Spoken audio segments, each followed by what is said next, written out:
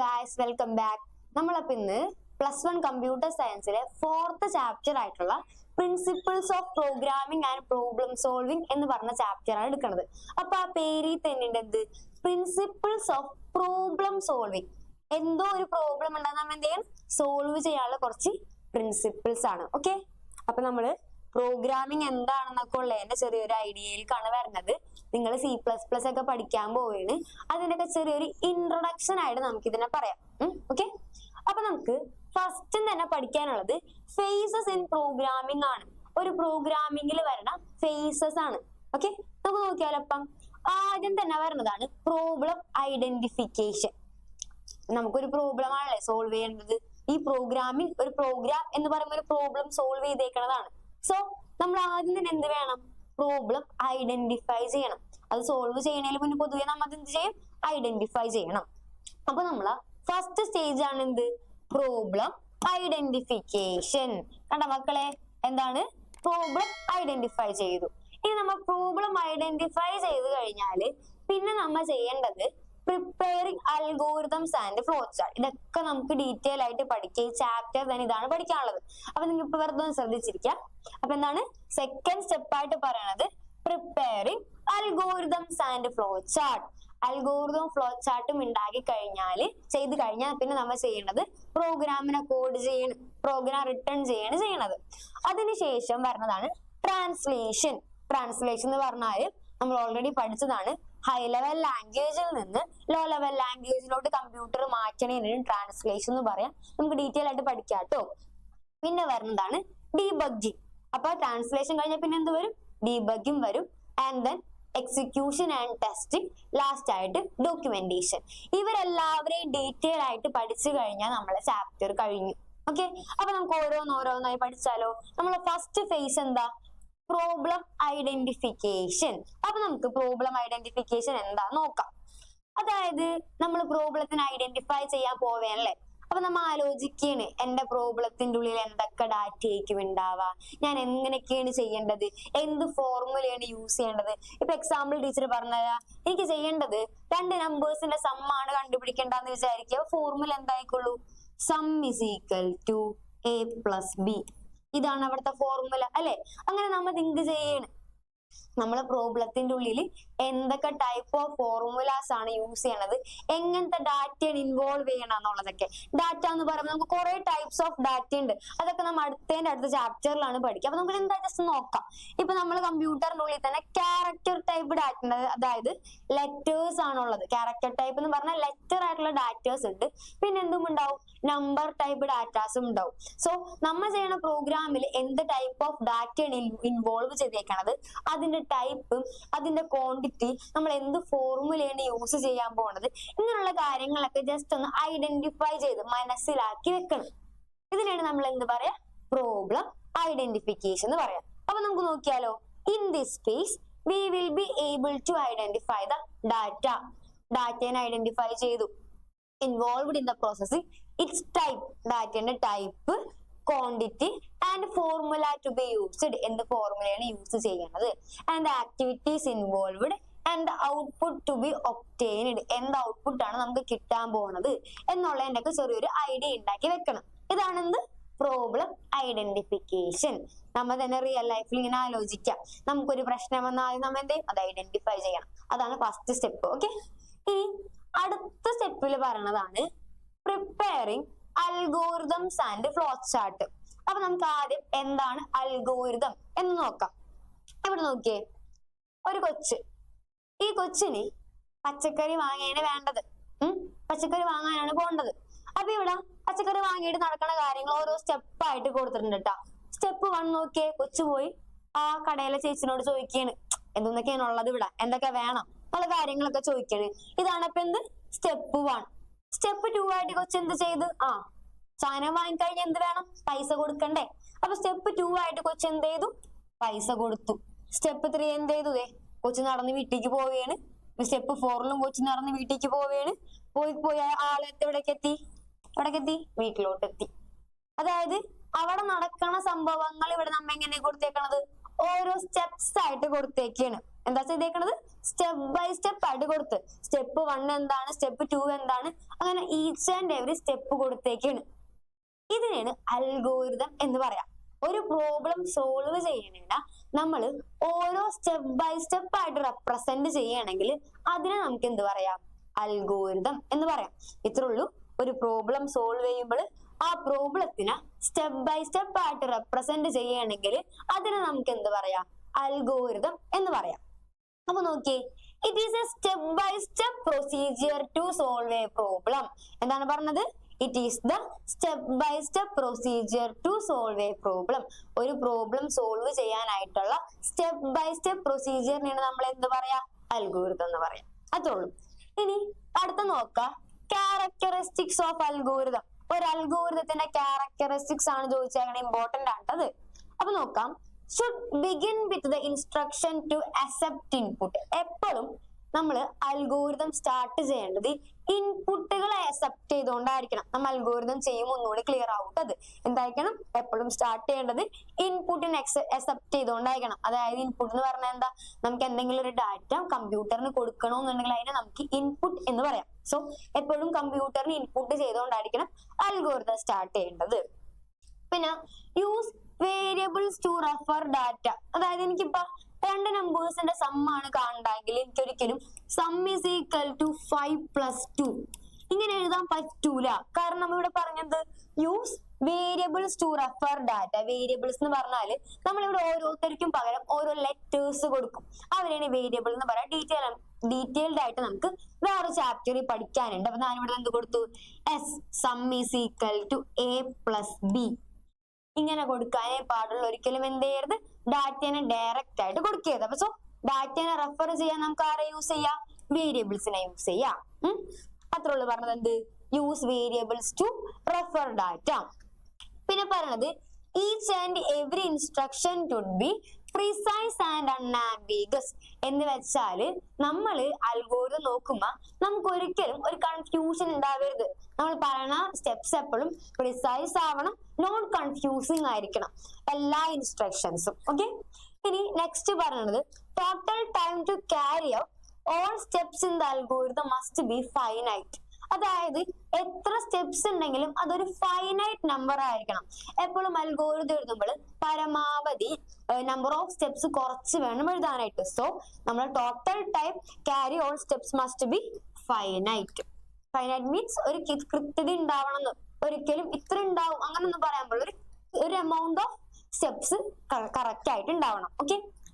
ഇനി after performing the instructions given in the algorithm the desired output must be obtained.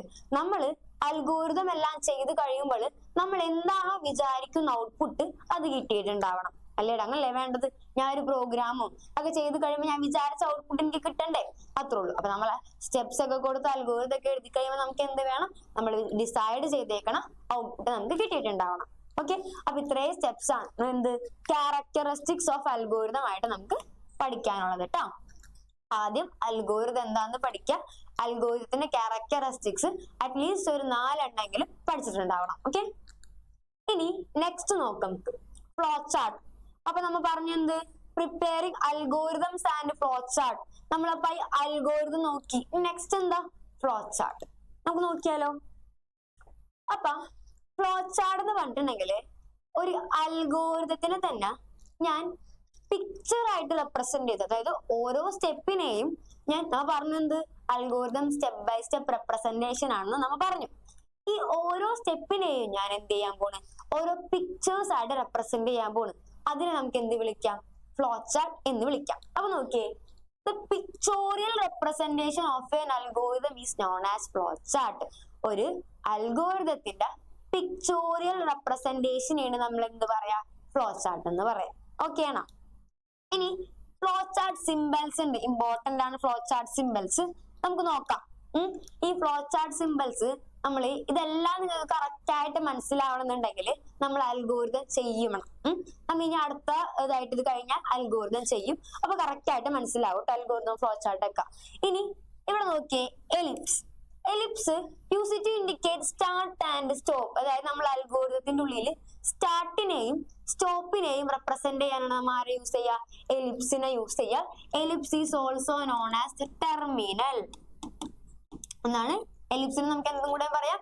Terminal എന്നും കൂടെ പറയാം. ഇനി നെക്സ്റ്റ് നോക്കാം. Parallelogram used as input and output symbols.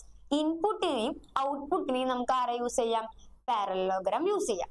ഇനി next rectangle ആണ്. Use it to represent processing step.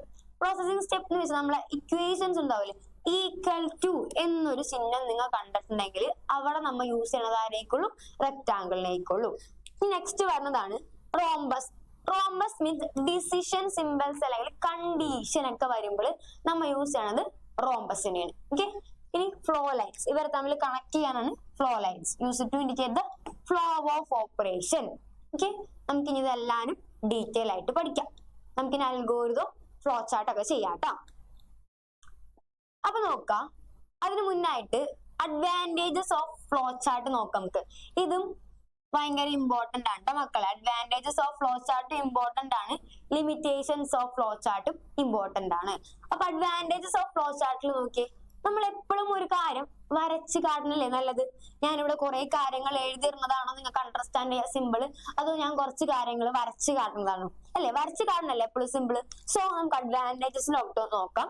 Better communication, നമുക്ക് better ആയിട്ട് communicate ചെയ്യാൻ പറ്റും. എഫക്റ്റീവ് അനാലിസിസ്, നമുക്ക് ഒന്നും കൂടെ ബെറ്റർ ആയിട്ട് അനലൈസ് ചെയ്യാൻ പറ്റും. എഫക്റ്റീവ് സിന്തസിസ്, എഫിഷ്യന്റ് കോഡിങ്, എല്ലാവരും എന്താണ് സൂപ്പർ ആയിട്ട് ചെയ്യാൻ പറ്റും നമുക്ക്. ഇനി ലിമിറ്റേഷൻസ് നോക്കാം. ഞാനിപ്പോ ഒരു ഫ്ലോ ചാർട്ട് ഒക്കെ ഇവിടെ വരയ്ക്കാണ്. എന്റെ കുറെ സമയമല്ലേ വേസ്റ്റ് ആവണത്? ഞാൻ ഓരോന്നിരുത്ത് വരച്ച് ഓരോ സ്റ്റെപ്പും ഇങ്ങനെ ഫ്ലോ ചാർട്ട് സിമ്പിൾസിന്റെ ഉള്ളിലാക്കി വരുമ്പോ നമുക്ക് കുറെ സമയം വേസ്റ്റ് ആവും. സോ നമുക്ക് എന്ത് പറയാം? ടൈം കൺസ്യൂമിങ് ആണ്. ഇനി ഒരു ഫ്ലോ ചാർട്ട് ഉണ്ട്. ഈ ഒരു ഫ്ലോ ചാർട്ടിനെ ഇങ്ങനെ പോയേക്കാണ് എന്റെ ഫ്ലോ ചാർട്ട് ഇട്ടാ. ഈ ഫ്ലോ ചാർട്ടിന്റെ ഉള്ളിൽ എനിക്ക് ഇനി ഒരു സ്റ്റെപ്പ് ആഡ് ചെയ്യണമായിരുന്നു. അപ്പൊ ഞാൻ എങ്ങനെ ആഡ് ചെയ്യത്? ഇതിനെ പോയി മായ്ച്ചിട്ടൊക്കെ വേണ്ട എനിക്ക് ആഡ് ചെയ്യാനായിട്ട്. So modification is difficult. Modify ചെയ്യാൻ പറ്റും, പക്ഷെ മോഡിഫിക്കേഷൻ എന്താണ്? ഡിഫിക്കൾട്ട് ആണ്. ഇത് രണ്ടുമാണ് എന്ത്? Limitations of flow chart. ഇനി നമുക്ക് നോക്കിയാലോ. അപ്പൊ നോക്കിയേ, ഇവിടെ ഒരു ക്വസ്റ്റ്യൻ ഉണ്ട്. Write an algorithm and draw a flow chart to find the sum of two numbers. എന്താണ് പറഞ്ഞേക്കണത്? ഒരു അൽഗോരിതം വേണം, ഒരു ഫ്ലോ ചാർട്ടും വേണം. എന്തിനാണ് വേണ്ടത്? To find the sum of two numbers. രണ്ട് നമ്പേഴ്സിന്റെ സമ്മ് കാണാനാണ് അല്ലെ? അപ്പൊ നമുക്ക് ഓരോരുത്തരായിട്ട് നോക്കാട്ടാ. രണ്ട് നമ്പേഴ്സിന്റെ സമ്മാണ് കാണേണ്ടത്. അപ്പൊ രണ്ട് നമ്പേഴ്സ് വേണ്ടേ? വേണോ? അപ്പൊ നമുക്ക് രണ്ട് നമ്പേഴ്സിൽ ഒരാളാ എ എന്ന് വിളിക്കാം, അടുത്ത ആളാ ബി എന്ന് വിളിക്കാം. രണ്ട് നമ്പേഴ്സ് വേണം, ഒരാളെ എന്ന് വിളിച്ചു, അടുത്ത ആളെ ബി എന്ന് വിളിച്ചു. സോ ഇവരേക്കുള്ള നമ്മ എന്ത് ചെയ്യാൻ പോണത്? ഇൻപുട്ട് ചെയ്യാൻ പോണത്. ആരെയാണോ നമുക്ക് ആവശ്യം അവരെയാണ് നമ്മ എന്ത് ചെയ്യുക? ഇൻപുട്ട് ചെയ്യാം. ഇവിടെ രണ്ട് നമ്പേഴ്സിന്റെ സമ്മാണ് കാണേണ്ടത്. രണ്ട് നമ്പേഴ്സിന് ആവശ്യമുണ്ട്. അപ്പൊ ഞാൻ ഒരാളെ എന്നും ഒരാളെ ബി എന്നും വിളിച്ച് അവരെ ഇൻപുട്ട് ചെയ്യാൻ പോകണം. ഓക്കെ. ഇനി നമുക്ക് എന്താ ചെയ്യേണ്ടത്? Find the sum of two numbers. രണ്ട് നമ്പേഴ്സിന്റെ സമ്മാണ് കാണേണ്ടത്. അപ്പൊ എന്ത് ചെയ്യണം? രണ്ട് നമ്പേഴ്സിനെ കൂട്ടണം. അപ്പൊ എനിക്ക് എന്താ ചെയ്യേണ്ടത്? എയും ബിയും തമ്മിൽ കൂട്ടണം. ഈ കൂട്ടിയ ആൻസർ ഞാൻ എസിലോട്ടാണ് സ്റ്റോർ ചെയ്യണത്. മനസ്സിലായ? അതായത് ഇത്രേ ഉള്ളൂ. എയും ബിയും എനിക്ക് കൂട്ടണം. ഈ കൂട്ടിയ ആൻസർ ഞാൻ എവിടേക്കാണ് സ്റ്റോർ ചെയ്യേണ്ടത്? എസിലോട്ടാണ് സ്റ്റോർ ചെയ്യണത്. ഓക്കെ. അപ്പൊ എപ്പോഴും എസ് ലെഫ്റ്റിൽ വേണം. എങ്ങോട്ടാണ് സ്റ്റോർ ചെയ്യേണ്ടത്? അത് എപ്പോഴും ലെഫ്റ്റ് സൈഡിലായിട്ട് എഴുതാൻ നോക്കണം കേട്ടോ. എനിക്ക് എയും ബിയും കൂട്ടിയ ആൻസർ എങ്ങനെയാണ് സ്റ്റോർ ചെയ്യേണ്ടത്? എസിലോട്ടാണ് സ്റ്റോർ ചെയ്യേണ്ടത്. ഇനി എനിക്ക് എന്ത് ചെയ്യാ? സ്റ്റോർ ചെയ്ത് കഴിഞ്ഞാൽ പിന്നെ എനിക്ക് സം ഇവിടെ ഉണ്ട്, സം അവിടെ ഉണ്ട്, എസിലുണ്ട്. പിന്നെ എനിക്ക് എന്ത് ചെയ്താൽ മതി? സമ്മിനെ ജസ്റ്റ് ഒന്ന് പ്രിന്റ് ചെയ്യിപ്പിച്ചാൽ മതി. അപ്പൊ നോക്കിയാലോ. സ്റ്റെപ്പ് 1 എപ്പോഴും ഒരു അൽഗോരിതം എഴുതുമ്പോൾ സ്റ്റെപ്പ് 1 എപ്പോഴും സ്റ്റാർട്ട് ആയിരിക്കുള്ളൂ. അപ്പൊ ടീച്ചർ ഇവിടെ സ്റ്റെപ്പ് 1 സ്റ്റാർട്ട് കൊടുത്തു. ഇത് അൽഗോരിതം ഉണ്ടോ? ഇതാണ് എന്ത്? അൽഗോരിതം. ഇത് നമ്മളെ ഫ്ലോ ചാർട്ട്. അപ്പൊ നോക്കിക്കോ, സ്റ്റെപ്പ് 1 എന്തായിരിക്കുള്ളൂ? സ്റ്റാർട്ട് ആണ്. സ്റ്റെപ്പ് 2 നമ്മ ഇൻപുട്ട് ചെയ്യേണ്ട കാര്യങ്ങളാണ്. നമ്മൾ ഓൾറെഡി ക്യാരക്ടറിസ്റ്റിക്സ് പറഞ്ഞിരുന്നല്ലേ? അൽഗോരിതത്തിന്റെ ക്യാരക്ടറിസ്റ്റിക്സ് ഒക്കെ should begin with instruction to accept input. ഇൻപുട്ടിന് അക്സെപ്റ്റ് ചെയ്തുകൊണ്ടായിരിക്കണം നമ്മൾ എന്ത് ചെയ്യേണ്ടത്, ഓരോ സ്റ്റെപ്പും ബിഗിൻ ചെയ്യേണ്ടത്, തുടങ്ങേണ്ടത്. സോ ഇവിടെ നോക്കിക്കോ, ഇൻപുട്ട് എ ബി, രണ്ട് നമ്പേഴ്സിന്റെ സമ്മ കാണണം. ആ രണ്ട് നമ്പേഴ്സ് നമ്മൾ എയും ബിയും എന്നാണ് വിളിച്ചേക്കുന്നത്. സോ എന്ത് പറഞ്ഞു, input A comma B. Okay ആണോ? ഇനി നമുക്ക് എന്ത് ചെയ്യാം, രണ്ട് നമ്പേഴ്സിനെ കിട്ടിക്കഴിഞ്ഞാൽ പിന്നെ അവരെന്തെടുക്കാം, സം എടുക്കാം. So S is equal to A plus B. ഇപ്പൊ എയും ബിയും കൂട്ടിയ ആൻസർ എവിടെ ഉണ്ട്, എസിലുണ്ട്. എസിനെ നമുക്ക് എന്ത് ചെയ്താൽ മതി, പ്രിന്റ് ചെയ്യിപ്പിച്ചാൽ മതി. So print S. ഓക്കെ ആണോ? അപ്പൊ നമ്മൾ എല്ലാ പ്രൊസീജിയറും കഴിഞ്ഞ് ലാസ്റ്റ് സ്റ്റെപ്പ് 5 ആയിട്ട് നമുക്ക് എന്ത് പറയാം, സ്റ്റോപ്പ്. ഓക്കെ, ഇനി നമുക്ക് ഇതിന്റെ ഫ്ലോ ചാർട്ട് വരയ്ക്കാം. അപ്പൊ സ്റ്റാർട്ടിനെ സ്റ്റോപ്പിനെ ഇൻഡിക്കേറ്റ് ചെയ്യണത് ആരാണ് നോക്കിയേ, എലിപ്സ്. എലിപ്സ് ആണ് എന്തിനെ ഇൻഡിക്കേറ്റ് ചെയ്യുക, സ്റ്റാർട്ടിനെ സ്റ്റോപ്പിനെ ഇൻഡിക്കേറ്റ് ചെയ്യുക. അപ്പൊ ടീച്ചർ സ്റ്റാർട്ട് എന്ത് ചെയ്തു, എലിപ്സിന്റെ ഉള്ളിൽ കൊടുത്തു. ഈ രണ്ടാമത്തെ സ്റ്റെപ്പ് ഒക്കെ ഇൻപുട്ട് എ കോമ ബി. ഇൻപുട്ടിനെ റെപ്രസെന്റ് ചെയ്യാൻ ഏത് സിമ്പിൾ ആയിരുന്നു, ഇവിടെ നോക്കിയേ, parallelogram use it to input and output. അപ്പൊ ടീച്ചർ ഇവിടെ പാരലോഗ്രാം യൂസ് ചെയ്തിട്ട് എന്ത് പറഞ്ഞു, ഇൻപുട്ട് എ കോമ ബി. ഇനി നേരത്തെ പറഞ്ഞിരുന്നു ഈക്വൽ ടു എന്നുള്ളൊരു സൈൻ കണ്ടത് പ്രോസസിംഗ് ആണ്, റെക്ടാംഗിൾ ആണ്. ഇവിടെ നോക്കിയേ, S is equal to A plus B. അപ്പൊ അതെന്തായിക്കോളൂ, റെക്ടാംഗിൾ ആയിക്കോളൂ. സോ റെക്ടാംഗിളിനുള്ളിൽ നമ്മൾ എന്ത് കൊടുത്ത്, S is equal to A plus B. ഇനി പ്രിന്റ് എസ്, നമ്മൾ പറഞ്ഞിരുന്നു ഇൻപുട്ടും ഔട്ട്പുട്ടും പാരലോഗ്രാം ആണ്. ഔട്ട്പുട്ട് എന്ന് പറഞ്ഞാൽ എന്താ, എന്താണോ നമ്മളെ റിസൾട്ട്, നമുക്ക് ഇങ്ങോട്ട് തരാൻ പോണ റിസൾട്ട് എന്താണോ അതാണ് ഔട്ട്പുട്ട്. ഇവിടെ റിസൾട്ട് എന്താണ്, സമ്മ്. സോ അത് ഔട്ട്പുട്ട് ആണ്. നമ്മൾ ഇതിന്റെ ഉള്ളിൽ കൊടുത്ത്, പാരലോഗ്രത്തിന്റെ ഉള്ളിൽ കൊടുത്ത്. ലാസ്റ്റ് സ്റ്റെപ്പ് നമ്മളെ സ്റ്റോപ്പ് ആണ്. സ്റ്റോപ്പും സ്റ്റാർട്ടൊക്കെ എന്തിനാണ്, എലിപ്സിനാണ്. സോ ടീച്ചർ എലിപ്സിന്റെ ഉള്ളിൽ കൊടുത്തു. മനസ്സിലായോ? ഇപ്പൊ നമ്മൾ ഇതെല്ലാം ചെയ്തത് ഈ പറഞ്ഞ ഫ്ലോ ചാർട്ട് സിമ്പിൾസ് വെച്ചിട്ടാണ് ട്ടാ. ഓക്കെ, ഫ്ലോ ചാർട്ട് സിമ്പിൾസ് അപ്പൊ നന്നായിട്ട് പഠിക്കണം. ഇനി അടുത്ത ക്വസ്റ്റ്യൻ, ഈ ക്വസ്റ്റ്യൻ റിപ്പീറ്റ് ആയിട്ട് ചോദിച്ചേക്കുന്ന ഒരു ക്വസ്റ്റ്യൻ ആണ്. Write an algorithm and draw a flowchart to find the sum and average of a 3 numbers. 3 numbers ആണുള്ളത്. 3 നമ്പേഴ്സിന്റെ എന്തൊക്കെ കണ്ടുപിടിക്കണം, സമ്മും കണ്ടുപിടിക്കണം, ആവറേജും കണ്ടുപിടിക്കണം. അപ്പൊ നമുക്ക് നോക്കിയാലോ, 3 നമ്പേഴ്സ് വേണം. നേരത്തെ 2 നമ്പർ മതിയായിരുന്നു. അപ്പൊ നമ്മൾ ആരൊക്കെ ആക്കി, എ ആക്കി ബി ആക്കി. ഇവിടെ 2 ആളാണോ വേണ്ടത്, അല്ല, 3 പേര് വേണം. അപ്പൊ നമുക്ക് 3 നമ്പേഴ്സ് എടുക്കാം. ആരൊക്കെ എടുക്കാം, എ ബി സി. സെറ്റ് അല്ലേ? അപ്പൊ എന്റെ 3 നമ്പേഴ്സ് ആരൊക്കെയാണ്, എ ബി സി. ഇവരുടെ എന്തൊക്കെയാണ് എനിക്ക് കാണേണ്ടത്, സമ്മും കാണണം, ആവറേജും കാണണം. നമുക്ക് രണ്ടിന്റെ ഇക്വേഷൻ നോക്കാം. നേരത്തെ പറഞ്ഞ പോലെ എസ് ഈസ് ഈക്വൽ ടു, നേരത്തെ എ പ്ലസ് ബി ഉണ്ടായുള്ളൂ, ഇവിടെ 3 നമ്പേഴ്സ് ആയതുകൊണ്ട് A plus B plus C ഉണ്ട്.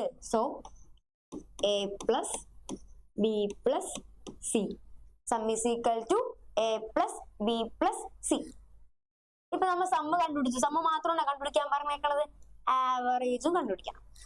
ആവറേജിന് ടീച്ചർ ഇവിടെ എ വി ജി എന്നാണ് റെപ്രസെന്റ് ചെയ്യണത്. ഓക്കെ, അപ്പൊ ആവറേജ് ഇസ് ഈക്വൽ ടു, എങ്ങനെയാണ് ആവറേജ് കണ്ടുപിടിക്കാം, sum divided by number of times. അതാണ് ഇക്വേഷൻ.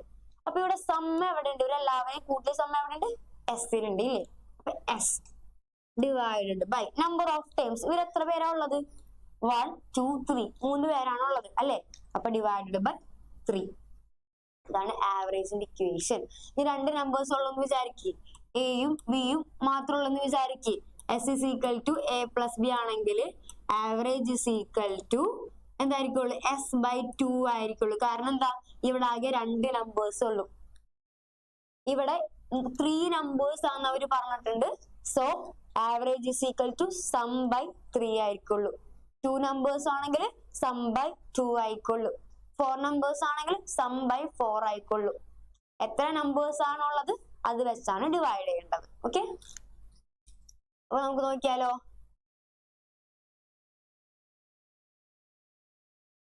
ഇവിടെ നോക്കിക്കോ, ഫസ്റ്റ് സ്റ്റെപ്പ് നമ്മൾ എന്ത് പറഞ്ഞിരുന്നു, സ്റ്റാർട്ട്.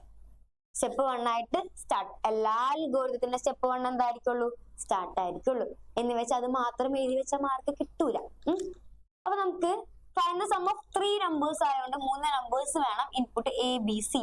ഈ എ ബി സി തന്നെ കൊടുക്കണം എന്ന് ഒരു നിർബന്ധമില്ല. എക്സ് വൈ സെഡ് ഇഷ്ടമുള്ളെടുത്തോ നിങ്ങൾ, ലെറ്റേഴ്സ് ആവണമെന്നുള്ളൂ. ഇനി S, S is equal to A plus B plus C. ഇവിടുത്തെ എസ് ആണ് നമ്മുടെ sum. Average is equal to S/3. ടീച്ചറോടെ പറഞ്ഞ കാര്യങ്ങളാണ് ഇവിടെ ഓരോ സ്റ്റെപ്പ് ബൈ സ്റ്റെപ്പ് ആയിട്ട് എഴുതിയത്. Step 1, step 2, step 3, step 4. നമ്മൾ പറഞ്ഞിരുന്നു algorithm is the step by step procedure to solve a problem എന്നല്ലേ നമ്മ പഠിച്ചത്. സോ ഇവിടെ അങ്ങനല്ലേ, ഓരോ സ്റ്റെപ്പ് ആയിട്ടാണ് നമുക്ക് എന്ത് പറഞ്ഞിരുന്നത്, അൽഗോരിതം പറഞ്ഞിരുന്നത്. Average is equal to S/3. ഇനി നമുക്ക് പ്രിന്റ് ചെയ്യിപ്പിക്കണം. ആരൊക്കെ പ്രിന്റ് ചെയ്യിപ്പിക്കണം? അവരാരൊക്കെയാണ് കണ്ടുപിടിക്കാൻ പറഞ്ഞത്? സമ്മിനെയും ആവറേജിനെയും. അപ്പൊ അവരല്ലേ പ്രിന്റ് ചെയ്യിപ്പിക്കേണ്ടത്. അപ്പൊ ടീച്ചർ എന്ത് പറയും? Print S, AVG. ആരൊക്കെയാണ് പ്രിന്റ് ചെയ്യിപ്പിക്കാൻ കണ്ടുപിടിക്കാൻ പറഞ്ഞത്? അവരെയാണ് എന്ത് ചെയ്യേണ്ടത്?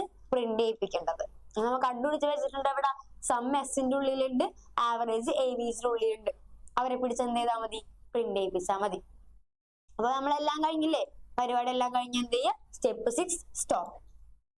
ഇനി നമ്മൾ ചെയ്യണത് ഇവരെ ഫ്ലോ ചാർട്ട് വരയ്ക്കലാണ്. Write an algorithm and draw a flow chart. Flow ചാർട്ടും വരയ്ക്കണം. അപ്പൊ നമുക്ക് സ്റ്റാർട്ട്, നമുക്കറിയാം സ്റ്റാർട്ട് ചെയ്ത് സിമ്പിളിന്റെ ഉള്ളിലാ, എലിപ്സിന്റെ ഉള്ളിലാണ്. അപ്പൊ ടീച്ചർ എലിപ്സ് വരച്ചിട്ട് സ്റ്റാർട്ട് കൊടുത്ത്. ഇനി ഇൻപുട്ട് ABC. ഇൻപുട്ട് ചെയ്യുമ്പോൾ ഏത് സിമ്പിളാ യൂസ് ചെയ്യാ? ഏത് സിമ്പിളാ യൂസ് ചെയ്യാ? പാരലോഗ്രാം ആണ് യൂസ് ചെയ്യാ. സോ ടീച്ചർ പാരലോഗ്രത്തിന്റെ ഉള്ളിൽ ഇൻപുട്ട് ABC. ഇനി അടുത്തതിൽ നമ്മൾ പറഞ്ഞിരുന്നു ഈക്വൽ ടു വന്നാല് ഏത് സിമ്പിളാ യൂസ് ചെയ്യാ? റെക്ടാംഗിൾ ആണ് യൂസ് ചെയ്യുക. അപ്പൊ അടുത്ത രണ്ട് സ്റ്റെപ്പ് നോക്കിയേ. S is equal to A plus B plus C equal to ഉണ്ട്. Average is equal to S/3 equal to ഉണ്ട്. അപ്പൊ നമുക്ക് രണ്ടിനെയും പിടിച്ച് എവിടെ ഇടാം? ഒരു റെക്ടാംഗിളിന്റെ ഉള്ളിൽ ഇടാം. നിങ്ങൾ വേണമെങ്കിൽ രണ്ട് സിമ്പിൾ ആയിട്ട് വരച്ചോ, രണ്ട് സ്റ്റെപ്പ് ആയിട്ട് വരച്ചോ, കുഴപ്പമില്ല. ഇപ്പൊ രണ്ടാളും ഒന്നിച്ചിരിക്കല്ലേ. അപ്പൊ ടീച്ചർ എന്ത് ചെയ്തു? ഒരെണ്ണത്തിന്റെ ഉള്ളിലാക്കി കൊടുത്തു. ഇനി അടുത്ത് നോക്കിയേ, print S and AVG. Print ചെയ്യിപ്പിക്കാന്ന് വെച്ചാൽ ഔട്ട്പുട്ട് ചെയ്യിപ്പിക്കാം. അത് ഏത് സിമ്പിളിന്റെ ഉള്ളിലായിക്കൊള്ളൂ? ഏത് സിമ്പിളിനുള്ളിലാണ്? ഇൻപുട്ട് ചെയ്യണ സെയിം തന്നെയാണ് എന്തിലും വരുന്നത്? ഔട്ട്പുട്ടിലും വരുന്നത്. So parallelogram. അപ്പൊ ഞാൻ പാരലോഗ്രത്തിൽ എന്ത് കൊടുത്ത്? Print S, AVG. ഇനി ലാസ്റ്റ് സ്റ്റെപ്പ് എന്തായിരിക്കുള്ളൂ? സ്റ്റോപ്പ് ആയിരിക്കുള്ളൂ. സ്റ്റോപ്പും സ്റ്റാർട്ടും സെയിമിലാണ് വരുന്നത്. സോ എലിപ്സിന്റെ ഉള്ളിൽ എന്ത് കൊടുത്ത്? സ്റ്റോപ്പ് കൊടുത്ത്. ഓക്കെ ആണോ? ഇനി നെക്സ്റ്റ് നോക്കാട്ടോ. നെക്സ്റ്റില് write an algorithm and draw a flow chart to find the biggest of two numbers ആണ്. രണ്ട് നമ്പേഴ്സിന്റെ ബിഗ്ഗസ്റ്റ്, അതായത് രണ്ട് നമ്പേഴ്സ് ഉണ്ട്, അതിൽ ആരാണ് വലുത് എന്നാണ് നമുക്ക് കണ്ടുപിടിക്കേണ്ടത്. അതിന് മുന്നേ ടീച്ചർ വേറൊരു കാര്യം പറഞ്ഞുതരാം കേട്ടോ.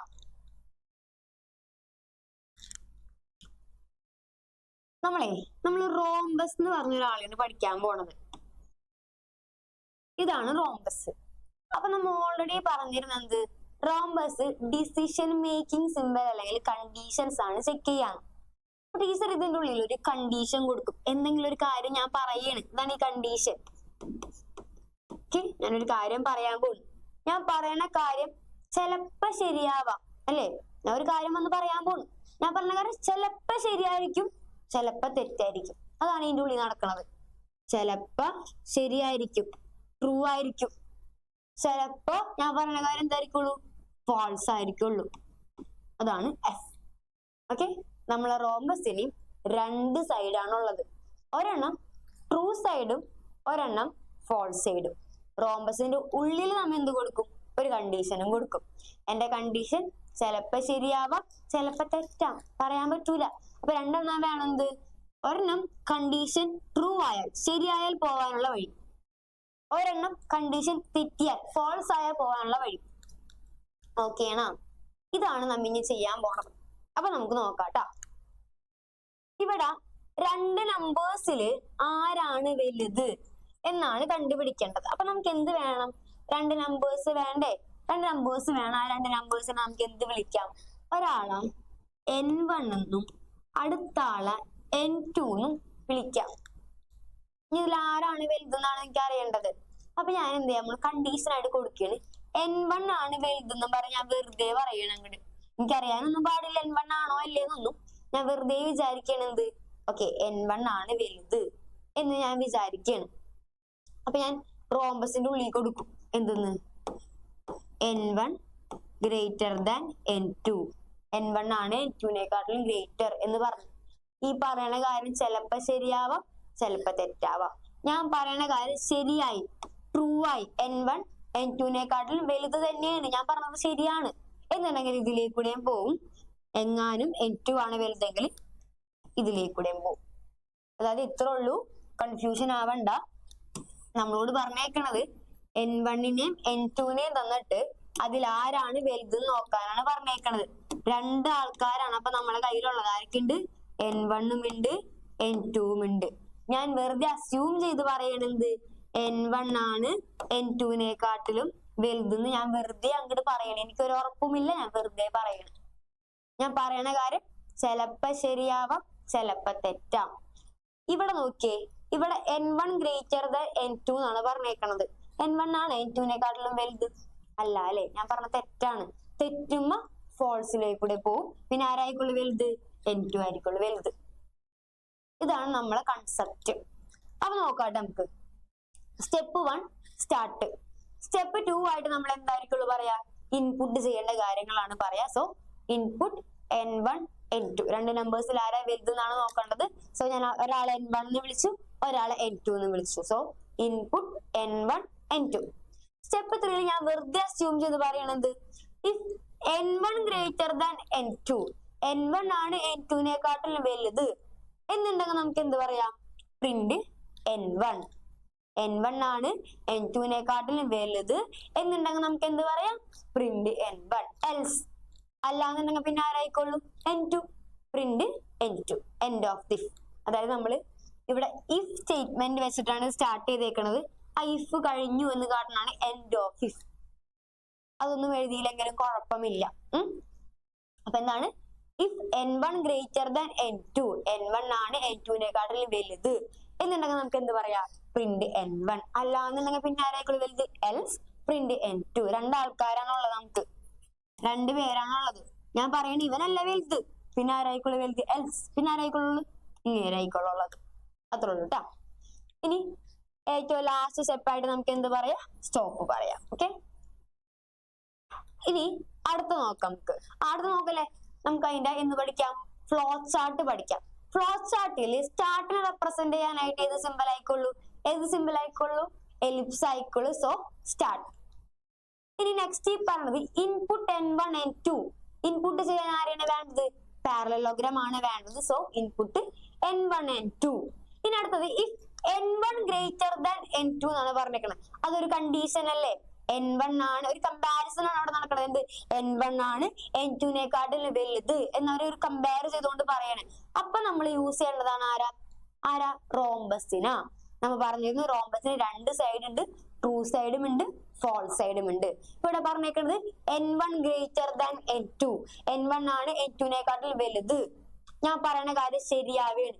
N1 തന്നെയാണ് വലുത് എന്നുണ്ടെങ്കിൽ നമുക്ക് എന്ത് പറയാ? Print N1. അതായത് യെസ് പറയുന്ന കാര്യം ശരിയാണ്. ട്രൂ സൈഡ് ആണ് യെസ് എന്ന് റെപ്രസെന്റ് ചെയ്തേക്കണം കേട്ടോ.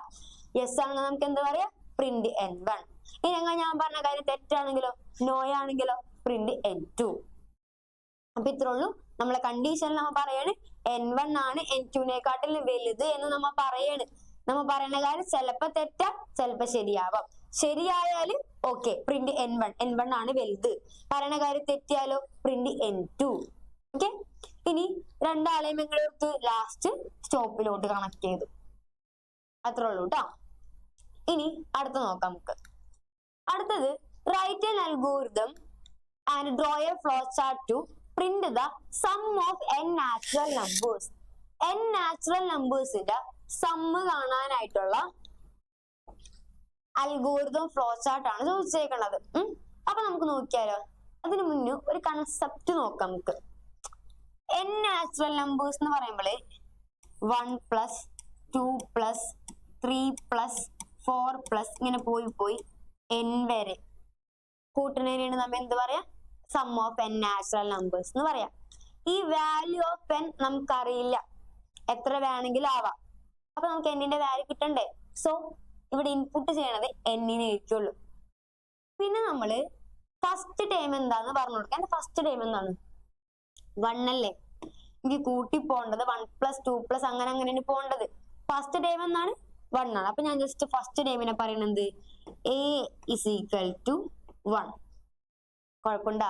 അപ്പൊ നമ്മൾ എപ്പോഴും ഫസ്റ്റ് ടൈം പറഞ്ഞു കൊടുക്കണം. എന്റെ ഫസ്റ്റ് ടൈം ആണ് എന്ത്? 1.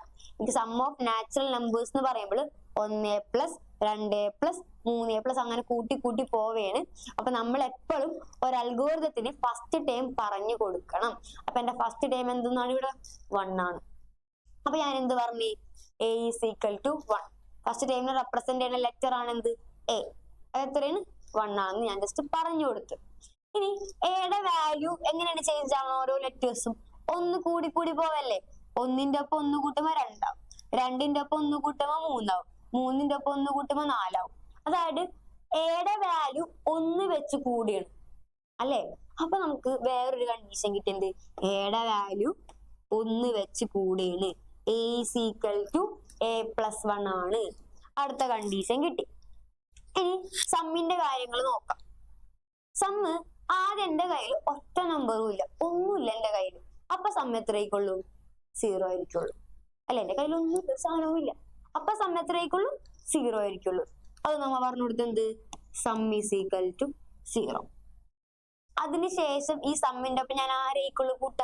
ആദ്യം എന്റെ കയ്യിൽ ഒന്നുമില്ല, ഒരു സാധനവും ഇല്ല. അത് കഴിഞ്ഞാൽ നമ്മള് 1 വരാം, 1നെ കൂട്ടും. 0 + 1. ഓക്കെ, അതായത് നമ്മൾ 1 എന്ന് പറയുമ്പോൾ ആരാണ്? a. അതായത് സം പ്ലസ് a.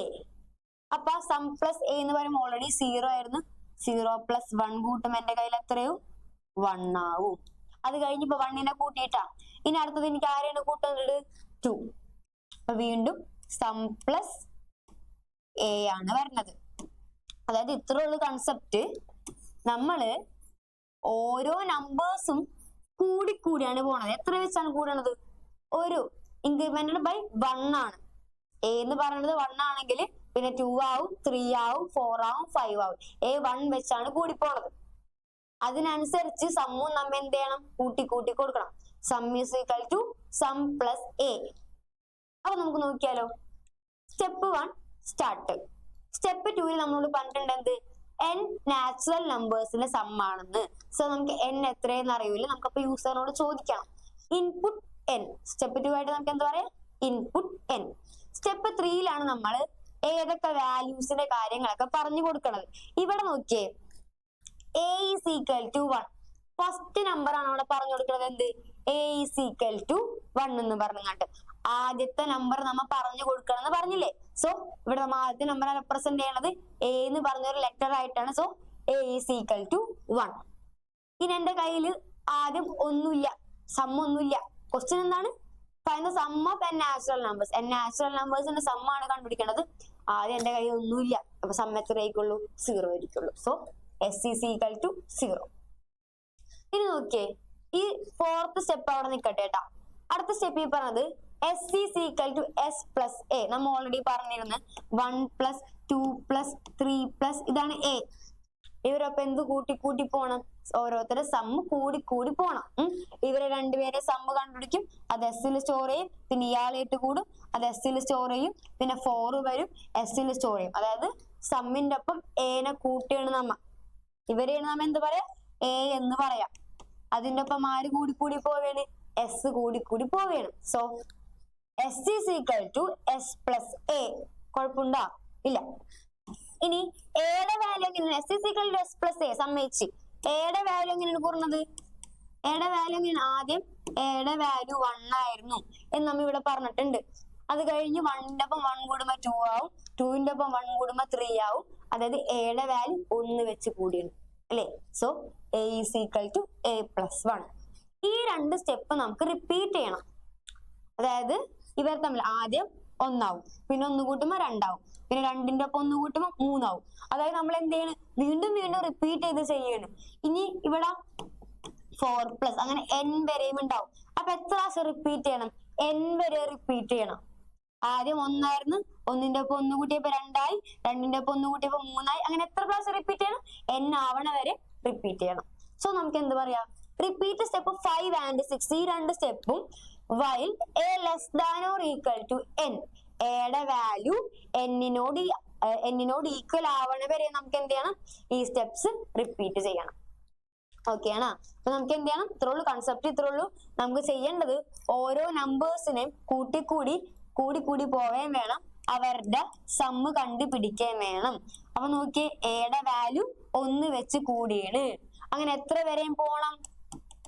n വരെയും പോണം. So n less than or equal to n വരെയും നമുക്ക് ഈ രണ്ട് സ്റ്റെപ്പും എന്ത് ചെയ്യണം? റിപ്പീറ്റ് ചെയ്യണം. ഇനി നിങ്ങളോട് പറഞ്ഞേക്കണം find the sum of n natural നമ്പേഴ്സിന് പകരം 10 നാച്ചുറൽ നമ്പേഴ്സ് ആണെന്ന് വിചാരിക്കും. അപ്പൊ എന്ത് ഡിഫറൻസ് ഇത്ര ഉണ്ടാവുള്ളൂ, a less than or equal to 10 എന്നാക്കിയാൽ മതി. ഓക്കെ, ഇനി 10 നാച്ചുറൽ നമ്പേഴ്സ് മാറി ഒരു 100 നാച്ചുറൽ നമ്പേഴ്സ് ആണ് സം ആണെന്ന് വിചാരിക്കും. അപ്പൊ എന്തിനാ a less than or equal to 100 എന്നിടാം. ആ കണ്ടീഷനിൽ ചേഞ്ച് വരുത്തിയാൽ മാത്രം മതി. ഇനി അടുത്ത നോക്കാട്ടാ. അപ്പൊ നോക്കി നമുക്ക് ഇതിന്റെ ഫ്ലോ ചാർട്ടും കൂടെ നോക്കിയിട്ട് പോവാം. ഫ്ലോ ചാർട്ട് നോക്കാം.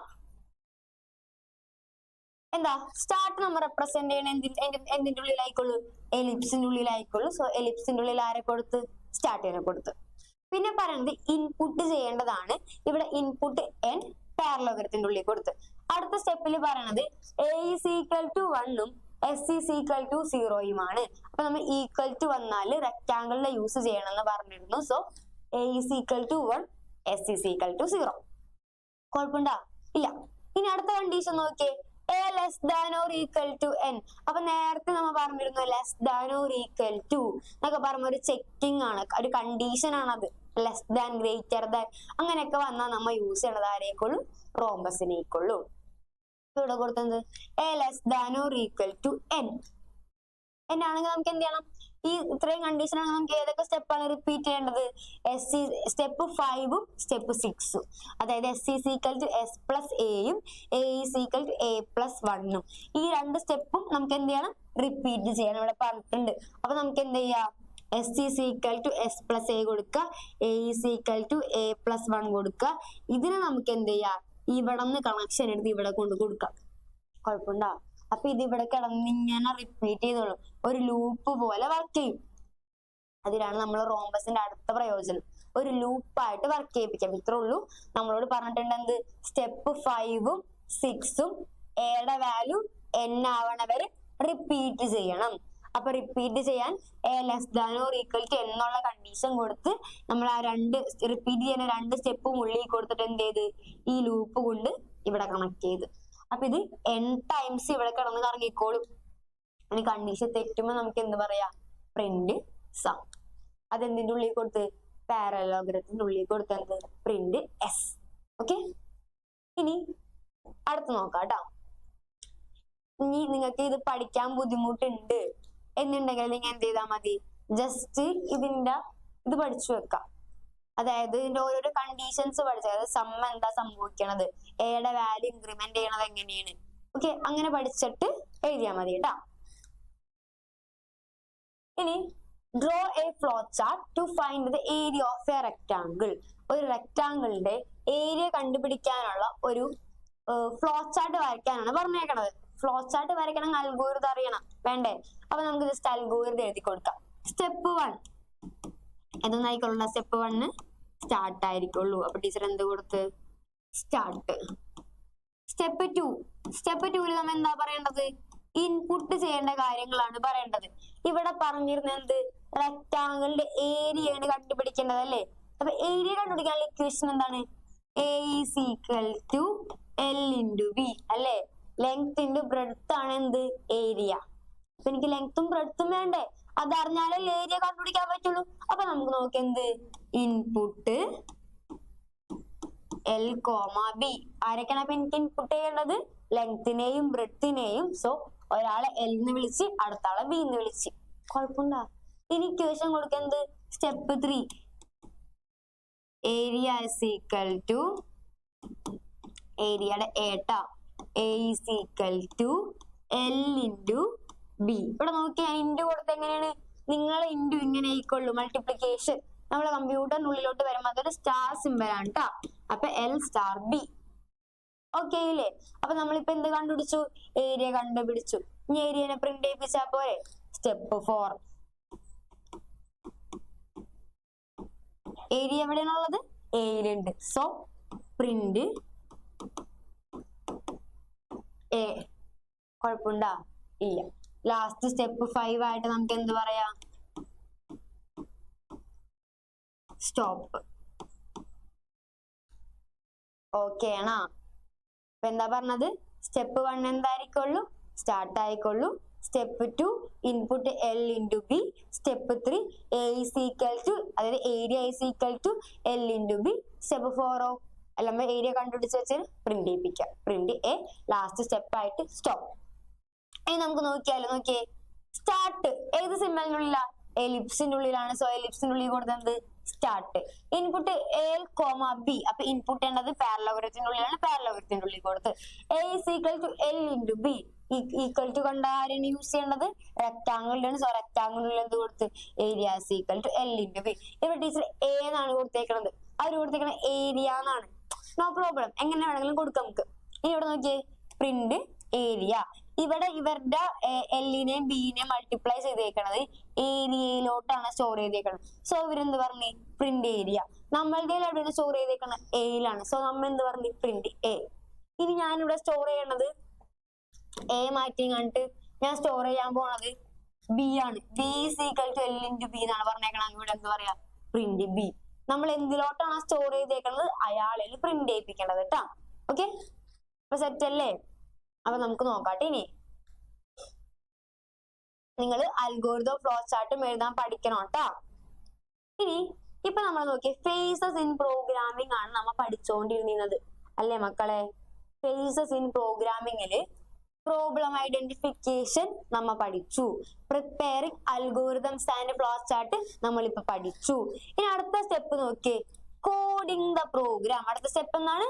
Coding the program. ഈ കോഡിംഗ് ദ പ്രോഗ്രാം ആണ് നമ്മ പഠിക്കാൻ പോണത്. ഇനി നോക്കിയേ, coding the process of writing the instruction to solve a problem using high level language. അതായത് കോഡിംഗ് എന്ന് പറഞ്ഞാല് നമ്മൾ അൽഗോരിതം ഫ്ലോ ചാർട്ട് ഒക്കെ റെഡി ആക്കി കഴിഞ്ഞിട്ട് എന്ത് ചെയ്യാൻ പോണ്? പ്രോഗ്രാം എഴുതാൻ പോണ്. അതിനാണ് കോഡിംഗ് എന്ന് പറയാം. ഒരു ഹൈ ലെവൽ ലാംഗ്വേജ് യൂസ് ചെയ്തും കണ്ടിട്ട് ഞാനൊരു പ്രോഗ്രാം എഴുതിയെന്നുണ്ടെങ്കിൽ അതിനെ നമുക്ക് എന്ത് പറയാം? കോഡിംഗ് എന്ന് പറയാം. ഓക്കെ, പ്രോഗ്രാം എഴുതണേനാണ് എന്ത് പറയാം? കോഡിംഗ് എന്ന് പറയാം. The process of writing the program instruction to solve a problem using എന്ത് language? High level language. Okay, ഇനി അടുത്ത സ്റ്റെപ്പ് ആയിട്ട് പറഞ്ഞത് ട്രാൻസ്ലേഷൻ ആണ്. ഫേസസ് ഇൻ പ്രോഗ്രാമിംഗിൽ കോഡിംഗ് കഴിഞ്ഞാൽ പിന്നെ വരുന്നതാണ് എന്ത്? ട്രാൻസ്ലേഷൻ. അതായത് നമുക്കറിയാം നമ്മളെല്ലാവരും പ്രോഗ്രാം എഴുതുന്നത് ഏത് ലാംഗ്വേജിലാണ്? ഇവിടെ പറഞ്ഞു ഓൾറെഡി. എന്ത്? ഹൈ ലെവൽ ലാംഗ്വേജിലാണ്. നമുക്ക് അണ്ടർസ്റ്റാൻഡബിൾ ആയിട്ടുള്ള ലാംഗ്വേജ് ആണെന്ത്? High level language. കമ്പ്യൂട്ടറിന് ഹൈ ലെവൽ ലാംഗ്വേജ് അറിയോ? ഇല്ല. കമ്പ്യൂട്ടർ അതിനെ എന്തിലോട്ട് മാറ്റും? ലോ ലെവൽ ലാംഗ്വേജിലോട്ട് മാറ്റും. ഹൈ ലെവൽ ലാംഗ്വേജിൽ എഴുതിയ പ്രോഗ്രാമിനെ കമ്പ്യൂട്ടർ ലോ ലെവൽ ലാംഗ്വേജിലോട്ട് മാറ്റും. ഇപ്പൊ എക്സാമ്പിൾ പറയുകയാണെങ്കിൽ ടീച്ചർ ഇവിടെ നിന്ന് ഇംഗ്ലീഷിൽ ഭയങ്കര ക്ലാസ് എടുക്കുകയാണ്. നിങ്ങൾക്ക് പെട്ടെന്ന് ഇംഗ്ലീഷ് ഒന്ന് ക്യാച്ച് ആവണമെങ്കിൽ നിങ്ങൾ എന്ത് ചെയ്യും? നമ്മളെ മനസ്സിലിട്ട് അതിന് നമ്മളെ ഭാഷയായിട്ടുള്ള മലയാളത്തേക്ക് മാറ്റും. അങ്ങനല്ലേ ചെയ്യാ? അതുപോലെ തന്നെയാണ് ആര്? കമ്പ്യൂട്ടറും എന്ത് ചെയ്യും? ഹൈ ലെവൽ ലാംഗ്വേജിൽ നമ്മൾ എഴുതിയ പ്രോഗ്രാമിനെ ലോ ലെവൽ ലാംഗ്വേജിലോട്ട് മാറ്റും. നമ്മൾ മലയാളത്തേക്ക് ട്രാൻസ്ലേറ്റ് ചെയ്യുന്ന പോലെ പുള്ളിക്കാരെ ലോ ലെവൽ ലാംഗ്വേജിലോട്ട് മാറ്റും. അതിനാണ് എന്ത് പറയാ? ട്രാൻസ്ലേഷൻ എന്ന് പറയാം. The process of converting a program written in high level language into its equivalent version of machine language. അതായത് ഹൈ ലെവൽ ലാംഗ്വേജിൽ എഴുതിയ ഒരു പ്രോഗ്രാമിനെ മെഷീൻ ലാംഗ്വേജിലോട്ട് മാറ്റണം. Machine language means low level ലാംഗ്വേജിലോട്ട് മാറ്റണേനാണ് നമ്മൾ എന്ത് പറയാ? ട്രാൻസ്ലേഷൻ എന്ന് പറയാം. The process of converting the program written in high level language into its equivalent version of machine language. ഇനി ഇവിടെ നോക്കിയേ, ഈ ഹൈ ലെവൽ ലാംഗ്വേജിൽ എഴുതിയ ഒരു പ്രോഗ്രാമിനെ നമ്മൾ വിളിക്കുന്നതാണ് സോഴ്സ് കോഡ്. എന്നാണ് വിളിക്കാം. ഹൈ ലെവൽ ലാംഗ്വേജിൽ എഴുതിയ പ്രോഗ്രാമിനെ നമുക്ക് എന്ത് വിളിക്കാം? സോഴ്സ് കോഡ് എന്ന് വിളിക്കാം. ലോ ലെവൽ ലാംഗ്വേജിൽ എഴുതിയ പ്രോഗ്രാമിനെ നമുക്ക് എന്ത് വിളിക്കാം? ഒബ്ജക്ട് കോഡ് എന്ന് വിളിക്കാം. അപ്പൊ ഒരു question, a program written in HLL is known as. HLL എന്ന് പറഞ്ഞാൽ എന്താ? High level language is known as. ഇവിടെ പറഞ്ഞത് source code. A program written in HLL is known as source code. ഇനി അടുത്ത question, a program written in LLL is known as. LLL എന്ന് പറഞ്ഞാൽ എന്താ? Low level language. എന്ത് പറയാം? ഇവിടെ പറഞ്ഞിട്ടുണ്ട് എന്ത്? Machine language. ഞാൻ എന്ത് പറയാം? Object code. ഓക്കെ, ഇവിടെ കൊടുത്തേക്കണം. നോക്കിയേ, സോഴ്സ് കോഡിൽ എഴുതിയ ഒരു പ്രോഗ്രാമിനെ നമ്മൾ ട്രാൻസ്ലേറ്റ് ചെയ്തിട്ട് അതിനെ എന്തിലോട്ട് മാറ്റണം, ഒബ്ജക്റ്റ് കോഡിലോട്ട് മാറ്റണം. അതായത് ഹൈ ലെവൽ ലാംഗ്വേജിൽ എഴുതിയ ഒരു പ്രോഗ്രാമിനെ നമ്മൾ ട്രാൻസ്ലേറ്റ് ചെയ്ത് കണ്ടിട്ട് എന്തിലോട്ട് മാറ്റണം, ലോ ലെവൽ ലാംഗ്വേജ് ആയിട്ടുള്ള മെഷീൻ ലാംഗ്വേജിലോട്ട് മാറ്റണം. ഓക്കെ, ഇനി അടുത്ത സ്റ്റെപ്പായിട്ട് പറഞ്ഞത് ഡീബഗ്ഗിങ് ആണ്. ബഗ് എന്നൊക്കെ നമ്മൾ കുറെ കേട്ടിട്ടുണ്ടാവും അല്ലെ, കേട്ടിട്ടുണ്ടോ ബഗ് എന്നൊക്കെ? അതായത് നമ്മളെ പ്രോഗ്രാമിന്റെ ഉള്ളിൽ വരുന്ന എററുകൾ നമ്മൾ എന്ത് വിളിക്കാം, ബഗ്സ് എന്ന് വിളിക്കാം. നമ്മുടെ പ്രോഗ്രാമിന്റെ ഉള്ളിൽ എന്തൊക്കെ എറർ ഉണ്ടോ അതിനെല്ലാത്തിനും നമുക്ക് എന്ത് വിളിക്കാം, ബഗ് എന്ന് വിളിക്കാം. ഈ എററുകളെ കണ്ടുപിടിച്ച് അതിനെ കറക്റ്റ് ചെയ്യും, അതിനെ വിളിക്കുന്നതാണ് ഡീബഗ്ഗിങ്. എന്താണ് അപ്പൊ പ്രോഗ്രാമിന്റെ ഉള്ളിലെ എററുകളെ നമുക്ക് എന്ത് വിളിക്കാം, ബഗ് എന്ന് വിളിക്കാം. ഈ ബഗ്ഗിനെ കണ്ടുപിടിച്ച് കറക്റ്റ് ചെയ്യണതിനെ നമുക്ക് എന്ത് പറയാം, ഡീബഗ്ഗിങ് എന്ന് പറയാം. സോ നോക്കിയോ, programming errors are known as bugs. പ്രോഗ്രാമിലുള്ള എററുകളെ നമുക്ക് എന്ത് പറയാം, ബഗ്സ് എന്ന് പറയാം. The process of detecting and correcting the errors. എറേഴ്സിനെ ഡിറ്റക്ട് ചെയ്ത് അതിനെ കറക്റ്റ് ചെയ്യണതിനെ നമുക്ക് എന്ത് പറയാം, ഡീബഗ്ഗിങ് എന്ന് പറയാം. The process of detecting and correcting the errors is called debugging. Okay ആണോ? നമ്മൾ ആ ഫേസും കഴിഞ്ഞു. ഇനി നമ്മൾ അടുത്ത അതിന് മുന്നായിട്ട് നമുക്ക് എററുകൾ ഏതൊക്കെയെന്ന് പഠിക്കാനുണ്ട്. നമ്മൾ പറഞ്ഞിരുന്നു കുറച്ച് എററുകൾ ഉണ്ടെന്ന്. എററിനെ കണ്ടുപിടിക്കുന്ന ഡീബഗ്ഗിങ് എന്ന് പറയാം. സോ ഇനി എറർ ഏതൊക്കെയെന്ന് നോക്കാം. ഭയങ്കര ഇമ്പോർട്ടന്റ് പോയിന്റ് വേണ്ട മക്കൾ ഇതൊക്കെ. ഈ ഡീബഗ്ഗിങ്ങും ഇമ്പോർട്ടന്റ് ആണ്. അപ്പൊ നോക്കാം. ആദ്യത്തെ എററാണ് സിന്റാക്സ് എറർ. സിന്റാക്സ് എറർ എന്ന് പറയുമ്പോൾ നമ്മുടെ പ്രോഗ്രാമിനുള്ളിൽ കുറെ റൂൾസും കാര്യങ്ങളൊക്കെ ഉണ്ട്. ഞാൻ ആ റൂൾസ് ഒന്നും ഫോളോ ചെയ്തില്ല എന്നുണ്ടെങ്കിൽ പറഞ്ഞതാണ് സിന്റാക്സ് എറർ. ഓക്കെ, അപ്പൊ നമ്മുടെ പ്രോഗ്രാമിനുള്ളിൽ കുറെ റൂൾസ് ഒക്കെ ഉണ്ട്. ഈ റൂൾസും കാര്യങ്ങളൊന്നും ടീച്ചർ എന്നല്ല ഒരു പ്രോഗ്രാമോട് ഫോളോ ചെയ്തില്ല എന്നുണ്ടെങ്കിൽ വരുന്ന എറർ ആണെന്ത്, സിന്റാക്സ് എറർ. സോ നോക്കിയേ, errors which occur when the rules or a syntax of the programming language are not followed. ഒരു പ്രോഗ്രാമിംഗ് ലാംഗ്വേജിന്റെ സിന്റാക്സ് അല്ലെങ്കിൽ റൂൾസ് ഫോളോ ചെയ്തില്ല എന്നുണ്ടെങ്കിൽ വരുന്ന എററിനെ നമുക്ക് എന്ത് പറയാം, സിന്റാക്സ് എറർ എന്ന് പറയാം. ഓക്കെ, ഇനി അടുത്ത എററാണ് logical error.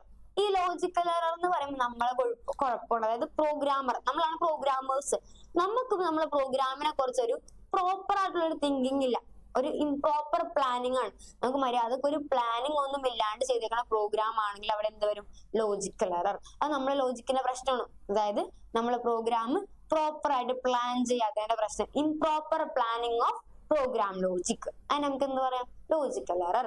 So logical error is due to improper planning of program logic. Program ലോജിക്കിനെ മര്യാദക്ക് പ്ലാൻ ചെയ്യാത്തതുകൊണ്ട് വരുന്ന എറർ ആണ് എന്ത്, logical error.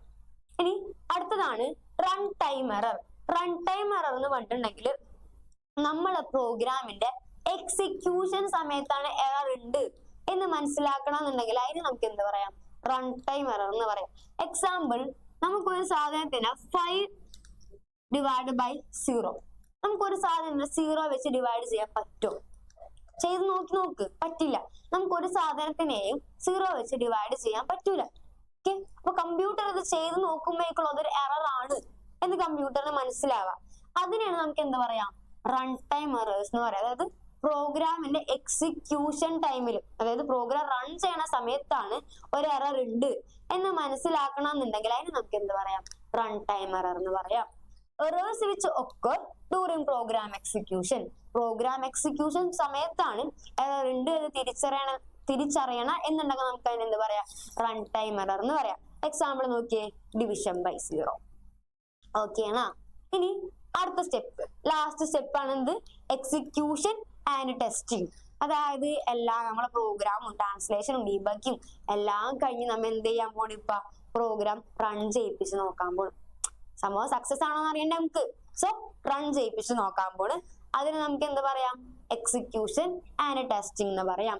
Running the program to process the test data that will produce known result. നമ്മൾ കൊടുത്ത ഡാറ്റകളെല്ലാം നമ്മളെ result തരണുണ്ടോ എന്നറിയാൻ വേണ്ടി നമ്മൾ എന്ത് ചെയ്യണം, റണ്ണിങ് ദ പ്രോഗ്രാമിനെ റൺ ചെയ്യിപ്പിച്ച് നോക്കിയാണ്. അതിന് നമുക്ക് എന്ത് പറയാം, എക്സിക്യൂഷൻ ആൻഡ് ടെസ്റ്റിംഗ് എന്ന് പറയാം. ഇനി അടുത്ത സ്റ്റെപ്പാണ് ഡോക്യുമെന്റേഷൻ. നമ്മളെ ഫേസസ് ഇൻ പ്രോഗ്രാമിംഗ് അല്ലെങ്കിൽ പ്രോബ്ലം സോൾവിംഗിലെ ലാസ്റ്റ് സ്റ്റെപ്പാണ് ഡോക്യുമെന്റേഷൻ. ഡോക്യുമെന്റേഷൻ എന്ന് പറഞ്ഞിട്ടുണ്ടെങ്കിലോ, ഇപ്പൊ നമ്മളൊരു പ്രോഗ്രാം ഒക്കെ ചെയ്ത് കഴിഞ്ഞിട്ട് നമുക്ക് വേണമെങ്കിൽ അതിന് എന്ത് ചെയ്യാം, ഡോക്യുമെന്റ് ചെയ്ത് സൂക്ഷിക്കാം, പറ്റൂലേ? ഇപ്പൊ ഞാനൊരു പേപ്പറിൽ ഒരു ചെറിയ യൂസർ മാനുവൽ ഒക്കെ പോലെ പ്രോഗ്രാം എഴുതി വെക്കുകയാണെങ്കിൽ അതൊരു ടൈപ്പ് ഓഫ് ഡോക്യുമെന്റേഷൻ ആണ്. അല്ലാന്നുണ്ടെങ്കിൽ ഇപ്പൊ ഇതാണ് എന്റെ പ്രോഗ്രാം എന്ന് വിചാരിക്കും, ഈ പ്രോഗ്രാമിന്റെ സൈഡിൽ ഞാൻ കമന്റ്സ് എഴുതി വെക്കും, സൈഡിൽ കുറച്ച് കാര്യങ്ങളൊക്കെ എഴുതി വെക്കും, അതും ഒരു ടൈപ്പ് ഓഫ് ഡോക്യുമെന്റേഷൻ ആണ്. അപ്പൊ നോക്കിക്കോ, writing comments in the source code is known as internal documentation. അതായത് ഇത്രേ ഉള്ളൂ. നിങ്ങളിപ്പോ ചില സബ്ജക്ട് മാത്സ് ഒക്കെ പഠിക്കുമ്പോൾ ചില ഇക്വേഷനും കാര്യങ്ങളൊക്കെ യൂസ് ചെയ്തിട്ടായിരിക്കണം നമ്മൾ ചിലപ്പോൾ റിസൾട്ട് കണ്ടുപിടിച്ചേക്കണം, ഔട്ട്പുട്ട് കണ്ടുപിടിച്ചേക്കണത്. അപ്പൊ നമ്മളെ ബുക്കിന്റെ സൈഡിൽ എഴുതി വെക്കൂലേ, അവിടെ യൂസ് ചെയ്ത ഫോർമുല ഇതാണ്, ഇങ്ങനെയാണ് ആൻസർ വന്ന. ടീച്ചർക്ക് അങ്ങനെയാണ് പഠിച്ചിരുന്ന സമയത്ത് സൈഡിൽ എഴുതി വെക്കുമായിരുന്നു എങ്ങനെയാണ് ആൻസർ വന്നാന്നുള്ളത്. നിങ്ങൾ അതുപോലെ എഴുതി വെക്കണ പോലെ നമുക്ക് പ്രോഗ്രാമിന്റെ ഉള്ളിലും എന്ത് ചെയ്യാം, അതിന്റെ കാര്യങ്ങളൊക്കെ എഴുതി വെക്കാം. ഓക്കെ, അങ്ങനെ എഴുതി വെക്കണേനാണ് എന്ത് പറയാ, കമന്റ്സ് എന്ന് പറയാം. അപ്പൊ ഒരു പ്രോഗ്രാമിനുള്ളിൽ കമന്റ്സ് എഴുതണേ നമുക്ക് എന്ത് പറയാം, ഇന്റേണൽ ഡോക്യുമെന്റേഷൻ എന്ന് പറയാം. Writing comments in the source code is known as internal documentation. ഈ ഇന്റേണൽ ഡോക്യുമെന്റേഷൻ ഡീബഗിംഗ് പ്രോസസ്സിനും പ്രോഗ്രാം മോഡിഫിക്കേഷനും ഹെൽപ്പ് ചെയ്യും. അപ്പൊ ചോദിക്കും, ഏത് ഫേസ് ആണ് ഡീബഗിങ്ങിനും പ്രോഗ്രാം മോഡിഫിക്കേഷനും നമ്മളെ ഹെൽപ്പ് ചെയ്യാന്ന്. അപ്പൊ നമുക്ക് എന്ത് പറയാം, internal documentation. It will help in debugging process and program modification at later stage. ഇനി next, preparing user manual and system manual is known as external documentation. അതായത് നമ്മളെ പ്രോഗ്രാമിന്റെ ഒരു യൂസർ മാനുവലോ സിസ്റ്റം മാനുവലോ ഉണ്ടാക്കണമെന്ന് നമുക്ക് എന്ത് പറയാം, എക്സ്റ്റേണൽ ഡോക്യുമെന്റേഷൻ എന്ന് പറയാം. അതായത് നമ്മളെ വീട്ടിലൊരു സാധനം പുതിയതായിട്ട് വാങ്ങുമ്പോൾ അതിന്റെ ഒരു യൂസർ മാനുവൽ ഒക്കെ ഉണ്ടാവൂലേ, അതേപോലെ നമ്മളെ പ്രോഗ്രാമിന്റെയും ഒരു യൂസർ മാനുവൽ ഹാർഡ് കോപ്പി രൂപത്തിൽ നമ്മൾ ഒരു യൂസർ മാനുവൽ ഉണ്ടാക്കിയാൽ അതിനെ നമുക്ക് എന്ത് പറയാം, എക്സ്റ്റേണൽ ഡോക്യുമെന്റേഷൻ എന്ന് പറയാം. അപ്പൊ ഇതാണ് നമ്മളെ ഫൈനൽ സ്റ്റെപ്പ് ഇട്ട മക്കളെ. നമ്മൾ എന്താ ചാപ്റ്റർ കഴിഞ്ഞു, നമ്മൾ പഠിച്ച കാര്യങ്ങളൊന്നും കൂടെ നോക്കിയാൽ നമുക്ക്, അതായത് നമ്മള് ഫേസസ് ഇൻ പ്രോഗ്രാമിംഗ് ആണ് പഠിച്ചത്. കണ്ട, പ്രോബ്ലം ഐഡന്റിഫിക്കേഷൻ, അതായത് ഒരു പ്രോബ്ലത്തിന്റെ ഉള്ളിൽ എന്തൊക്കെ ഡാറ്റ ഒക്കെയാണ്, അതിന്റെ ക്വാണ്ടിറ്റി, അങ്ങനെയുള്ള കാര്യങ്ങളൊക്കെ അനലൈസ് ചെയ്യണേന് നമുക്ക് എന്ത് പറയാം, പ്രോബ്ലം ഐഡന്റിഫിക്കേഷൻ എന്ന് പറയാം. അപ്പൊ എന്തൊക്കെയാണ് നമ്മൾ ചെയ്തത്, അതിന്റെ ഡാറ്റന്റെ ക്വാണ്ടിറ്റി പിന്നെ സൈസ് ഇതൊക്കെ അനലൈസ് ചെയ്യണേനുണ്ട് പ്രോബ്ലം ഐഡന്റിഫിക്കേഷൻ. ഇനി preparing algorithms and flow chart. Algorithm എന്ന് പറഞ്ഞാൽ എന്താ, step by step procedure to solve a problem. Flow chart എന്ന് പറഞ്ഞാലോ പിക്ചോറിയൽ റെപ്രസെന്റേഷൻ ഓഫ് അൽഗോരിതം, അത് നമ്മൾ പഠിച്ചു. മൂന്നാമത്തെ സ്റ്റെപ്പ് എന്താണ്, കോഡിംഗ്. പ്രോഗ്രാമിന് ഹൈ ലെവൽ ലാംഗ്വേജ് യൂസ് ചെയ്ത് എഴുതണമെങ്കിൽ അതിന് എന്ത് പറയാം, കോഡിംഗ് എന്ന് പറയാം. ഇനി നെക്സ്റ്റ് സ്റ്റെപ്പ് ട്രാൻസ്ലേഷൻ, അതായത് ഹൈ ലെവൽ ലാംഗ്വേജിൽ എഴുതിയേക്കണ പ്രോഗ്രാമിനെ ലോ ലെവൽ ലാംഗ്വേജിലോട്ട് മാറ്റണം, അതിന് നമുക്ക് എന്ത് പറയാം, ട്രാൻസ്ലേഷൻ എന്ന് പറയാം. ഇനി നെക്സ്റ്റ് സ്റ്റെപ്പ് ആണ് എന്ത്, ഡീബഗിംഗ്. പ്രോഗ്രാമിന്റെ ഉള്ളിലെ എററുകളെ നമുക്ക് എന്ത് വിളിക്കാം, ബഗ്സ് എന്ന് വിളിക്കാം. Programming errors are known as Bugs. ഈ ബഗുകളെ കണ്ടുപിടിച്ച്, അതായത് ഈ എററുകളെ കണ്ടുപിടിച്ച് അതിനെ കറക്റ്റ് ചെയ്യുന്നതിന് നമുക്ക് എന്ത് വിളിക്കാം, ഡീബഗിംഗ് എന്ന് പറയാം. ഇനി നെക്സ്റ്റ് എക്സിക്യൂഷൻ ആൻഡ് ടെസ്റ്റിംഗ്, അതായത് നമ്മളെ റിസൾട്ട് കിട്ടാൻ വേണ്ടിയിട്ട് നമ്മൾ എന്ത് ചെയ്യാൻ പോകണം, പ്രോഗ്രാമിനെ റൺ ചെയ്യിപ്പിച്ച് നോക്കാൻ പോകണം. അതിന് നമുക്ക് എന്ത് പറയാം, എക്സിക്യൂഷൻ ആൻഡ് ടെസ്റ്റിംഗ് എന്ന് പറയാം. അതിന്റെ ലാസ്റ്റ് സ്റ്റെപ്പായിട്ട് നമുക്ക് എന്താ ചെയ്യേണ്ടത്, ഡോക്യുമെന്റേഷൻ. ഡോക്യുമെന്റേഷൻ രണ്ട് ടൈപ്പാണുള്ളത്. എന്തൊക്കെയാണ്, ഇന്റേണൽ ഡോക്യുമെന്റേഷനും ഉണ്ട്, പിന്നെ വേറൊരു സംഭവം കൂടി ഉണ്ടല്ലോ, ആരാണത്, രണ്ടാമത്തത് എക്സ്റ്റേണൽ ഡോക്യുമെന്റേഷനും ഉണ്ട്. ഇന്റേണൽ ഡോക്യുമെന്റേഷൻ എന്ന് പറയുമ്പോൾ പ്രോഗ്രാമിന്റെ ഉള്ളിൽ കമന്റ്സ് എഴുതണതാണ്. എക്സ്റ്റേണൽ ഡോക്യുമെന്റേഷൻ എന്ന് പറയുന്നത് സിസ്റ്റം മാനുവലോ യൂസർ മാനുവലോ തയ്യാറാക്കണമെങ്കിൽ നമുക്ക് എന്താ പറയാ, എക്സ്റ്റേണൽ ഡോക്യുമെന്റേഷൻ എന്ന് പറയാം. ഓക്കെ, അപ്പൊ നമ്മളെ ചാപ്റ്റർ കഴിഞ്ഞിട്ടുണ്ട്. എല്ലാവരും നന്നായിട്ട് പഠിക്കണം, മനസ്സിലായിട്ടുണ്ടെന്ന് വിചാരിക്കണം. എന്തെങ്കിലും ഡൗട്ട് ഒക്കെ ഉണ്ടെന്നുണ്ടെങ്കിൽ ടീച്ചർക്ക് മെസ്സേജ് അയച്ചാൽ മതി. ഓക്കെ, അപ്പൊ ഓൾ ദി വെരി ബെസ്റ്റ്.